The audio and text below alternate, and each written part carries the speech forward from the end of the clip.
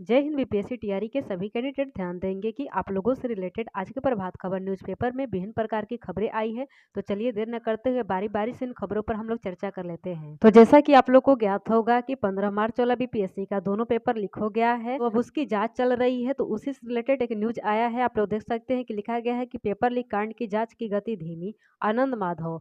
आगे देखिए लिखा गया है कि प्रदेश कांग्रेस के प्रवक्ता और पार्टी के रिसर्च विभाग के चेयरमैन आनंद माधव ने बुधवार को कहा है कि बीपीएससी शिक्षक भर्ती परीक्षा पेपर लीक कांड की जांच की गति धीमी है। कुछ लोगों की गिरफ्तारी हुई और उनमें से कई को जमानत भी मिल गई, लेकिन पेपर लीक कैसे हुआ, यह सवाल जहां का तहां खड़ा है। ऐसा प्रतीत होता है कि छोटी मछलियों को पकड़कर मामले को रफा दफा कर देने की साजिश कर मामले के मगरमच्छ को सरकार बचाना चाहती है। आर्थिक अपराध शाखा को इस मामले में अब तक क्या जाँच हुई और क्या क्या तथ्य सामने आए, इसकी जानकारी लोगों को देनी चाहिए एवं जल्द से जल्द अन्य दोषियों को भी पकड़ना चाहिए। जी बिल्कुल। तो देखिए जो जांच की गति की जो प्रक्रिया अगर ऐसे ही चलती रही तो सालों गुजर जाएंगे, लेकिन जो मेन दोषी है उसका अता पता नहीं चलेगा।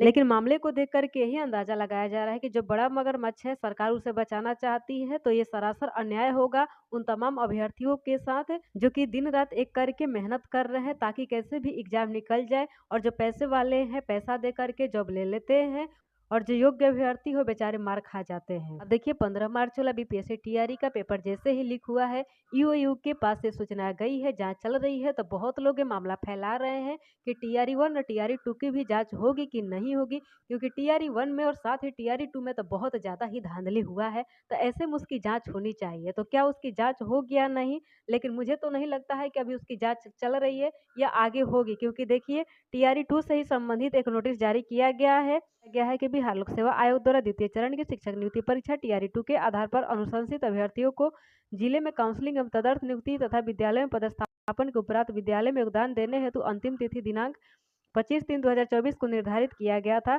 पुनः विभागीय स्तर पर समीक्षोपरांत द्वितीय चरण के तहत अनुशंसित अभ्यर्थियों की काउंसलिंग विद्यालय में पदस्थापन विद्यालय में योगदान की अंतिम तिथि दिनांक 31/3/2024 तक निर्धारित किया जाता है। उक्त तिथि के उपरांत इनका विद्यालय में योगदान स्वीकृत नहीं किया जाएगा। यानी कि देखिए जिन टीचर्स ने अभी तक विद्यालय में योगदान नहीं दिया, स्कूल ज्वाइन नहीं किया है, उन्हें स्कूल ज्वाइन करने की बात कही जा रही है। तो ऐसे में तो मुझे नहीं लग रहा है कि जांच चल रही है। अगर जांच चल रही होती, कुछ ना कुछ उन्हें सुराग मिला होता तो इसको अभी तक स्थगित कर दिया गया होता, लेकिन ऐसा कुछ ही मामला सामने नहीं आ रहा है। और न्यूज़पेपर में भी आप लोगों ने देख लिया कि ईओयू की जो रफ्तार है वो धीमी पड़ रही है, यानी कि सरकार के इशारों पर नाच रही है ईओयू। तो अगर ऐसा होगा तो फिर से बहुत बड़ा अनर्थ होगा, आगे भी खेला हो सकता है टीआरई 3.0 में भी और टीआरई 4.0 में भी। अब तो ये रही पेपर लीक कांड से संबंधित, लेकिन एक और न्यूज आया है, आप लोग देख सकते हैं कि लिखा गया है कि ट्रेनिंग में अनुपस्थित शिक्षकों का 1 हफ्ते का कटेगा वेतन। आगे देखिए लिखा गया है कि 6 दिवसीय आवासीय प्रशिक्षण में योगदान नहीं देने वाले शिक्षकों की 1 हफ्ते की सैलरी कटेगी।